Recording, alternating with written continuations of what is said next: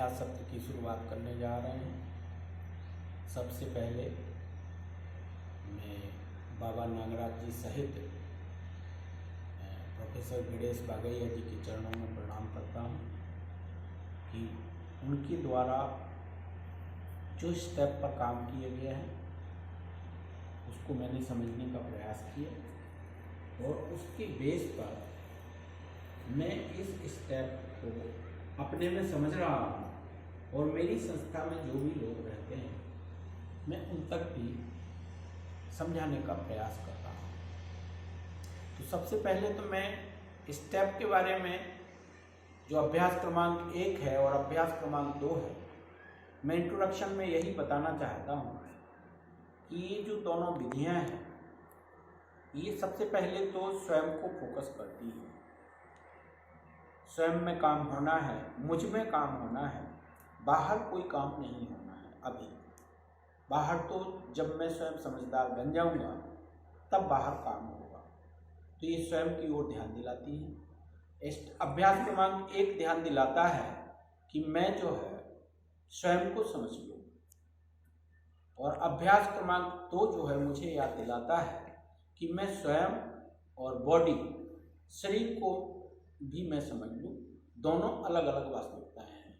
तो ये दोनों स्टेप जो है मुझे जो है स्वयं की समझ बढ़ाने में मेरे सहयोगी बनते हैं। मैं अपने को जांच पाता हूँ और मैं अपने पर काम करने का अपना एक दृढ़ संकल्प बना पाता हूँ। तो अगर मैं स्टेप क्रमांक 1 से शुरू करूँ तो सबसे पहले मैं अपनी कल्पनाशीलता को देख रहा हूँ, बगैर किसी अवरोध के, बगैर किसी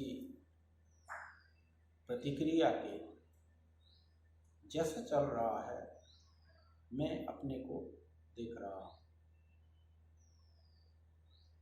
मैं जब कल्पनाशीलता को देख रहा हूँ तो मैं देख रहा हूँ कि कभी मैं सुखी हो रहा हूँ, कभी दुखी हो रहा हूँ, कभी मैं सहज हो रहा हूँ, कभी मैं असहज हो रहा हूँ। चौथे स्टेप में मैं देखता हूँ कि जो ये मैं सहज असहज हो रहा हूँ, सुखी दुखी हो रहा हूँ, इसका निर्णय कौन ले रहा है? मैं स्वयं ले रहा हूँ या कोई बाहर की परिस्थिति है? तो जब मैं उसे बहुत गौर से देखता हूँ तो मैं पाता हूँ कि इसका निर्णय तो मैं ही ले रहा हूँ। 100% इसका निर्णय मैं ही ले रहा हूँ। कोई बाहर की परिस्थितियाँ नहीं ले रही। बाहर की परिस्थितियाँ तो ट्रिगर का काम कर सकती है। स्टेप क्रमांक 5 को देखने जाऊँ तो मैं पाता हूँ कि ये जो मैं सुखी दुखी हो रहा हूँ इसका आधार क्या है? मेरी स्वयं की समझ है या बाहर की कोई परिस्थितियाँ, बाहर की कोई मान्यता है? तो अभी देखता हूँ कि मैं ज़्यादातर बाहर की ही मान्यताओं से संचालित हूँ। अभी स्वयं पर मेरे काम होना है। स्टेप क्रमांक 6 को देखने जाता हूँ तो मैं देखता हूँ कि जब मैं संबंध में होता हूँ, जब मैं व्यवस्था में होता हूँ, जब मैं सह अस्तित्व में होता हूँ तो मैं सहज होता हूँ, और जब मैं विरोध में होता हूँ, जब मैं अव्यवस्था में होता हूँ और जब मैं संघर्ष में होता हूँ तो मैं असहज होता हूँ। तो मैं देख पाता हूँ कि संबंध, व्यवस्था और सह अस्तित्व ही मुझे सहज स्वीकृत है। इसी के लिए मुझे काम करना है और इसी के लिए मुझे, तो मैं स्टेप क्रमांक 7 में संबंध, व्यवस्था और सह अस्तित्व को गहरे से समझने के प्रति संकल्पित होता हूँ और काम करने की रुचि बनाता हूँ। तो यहाँ से मेरा संकल्प बनता है कि जब मुझे अव्यवस्था में, संघर्ष में रहना पसंद नहीं, तो मैं क्यों ना संबंध, व्यवस्था और सह अस्तित्व को गहरे से समझूं।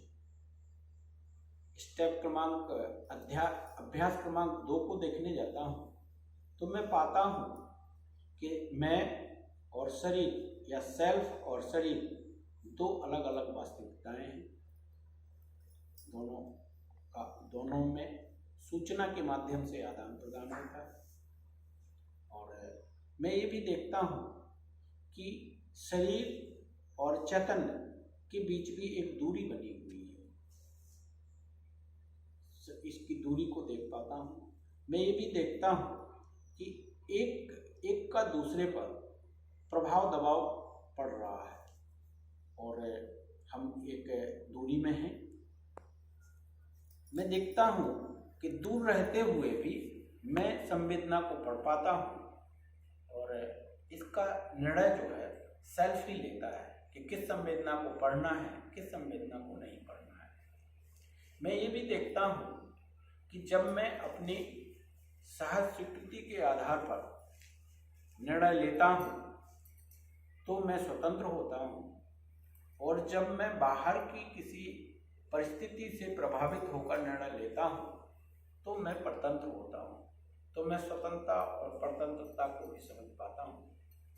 स्टेप क्रमांक 6 में देखने जाऊँ तो बाहर की जो सूचना है उससे जैसा मैं अर्थ देता हूँ, यदि अर्थ मैं विरोध का देता हूँ, प्रतिक्रिया का देता हूँ, तो मेरे में प्रतिक्रिया और विरोध का जन्म होता है। और यदि मैं समझदारी पूर्ण अर्थ देता हूँ तो मैं सहज होता हूँ। तो यहाँ मुझे सहजता का और असहजता का भी पता चलता है। तो मैं ये भी देख पाता हूँ कि मुझे अपनी समझदारी के लिए काम करना है और मैं अपने स्वभाव में रहूं, इसके लिए मुझे काम करना है। स्टेप क्रमांक 7 में देखने जाऊं तो मैं भी शून्य में बना हुआ हूँ, शरीर भी शून्य में बना हुआ है। दोनों के बीच में सूचनाओं का आदान प्रदान होता है और शरीर मेरा साधन है और मैं शून्य के माध्यम से एक दूसरे के संपर्क में हूँ। तो मैं स्वयं को जहाँ गहरे से देख पाता हूँ वहाँ शरीर को भी देख पाता हूँ, दोनों के आदान प्रदान को देख पाता हूँ।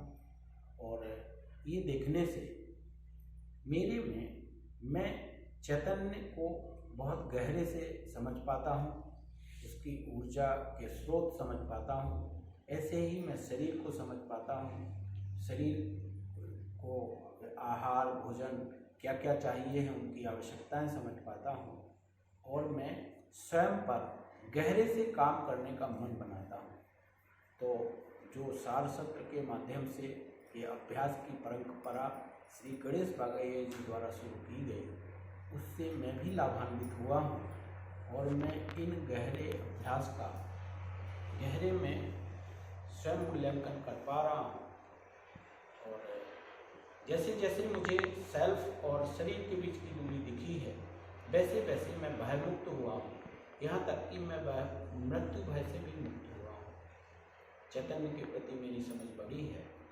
तो इन दोनों अभ्यासों के माध्यम से मैं इतनी बात शेयर कर रहा हूँ।